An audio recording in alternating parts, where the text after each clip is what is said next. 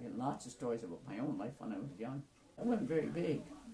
And my father says, I'm going to take you hickory nut picking.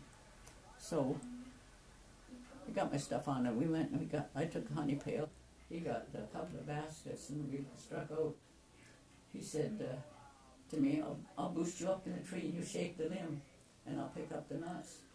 So he boosted me up in a tree and I was sitting on a limb up there and I was just scared to move. I feared I'd fall off. And he grabbed the limb, he shook it, and I fell out of the tree.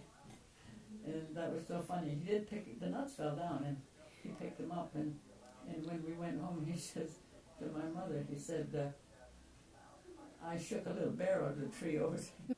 We had coal lamps and we used to sit around the table and my mom would sing to us or tell us stories about herself.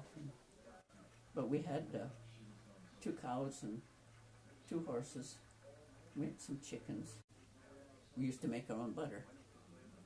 And we had all our own milk and we had our own eggs. And so I used to walk over to the store to get flour and peanut butter and sugar. And so I carried that back. And after a couple years after we were married, he got this horse. And you could, she would work single legs. You could put her on a buggy or a cutter or you could ride her back. And so I used to get on her back. I used to tie her up to the tree out here, or all you had to do was throw the halter over the branch and she'd stand there. And I'd climb up and put a tomato crate down on the ground and get up on her back. And I used to ride her to the railroad and tie her up there and walk over to the store and get my stuff.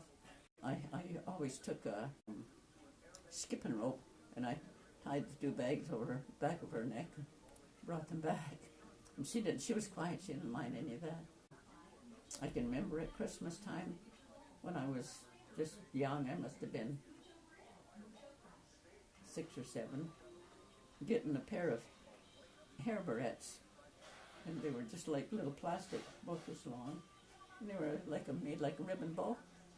2 of them, and I wore them all year. They were Christmas present. Yeah, we never got much. And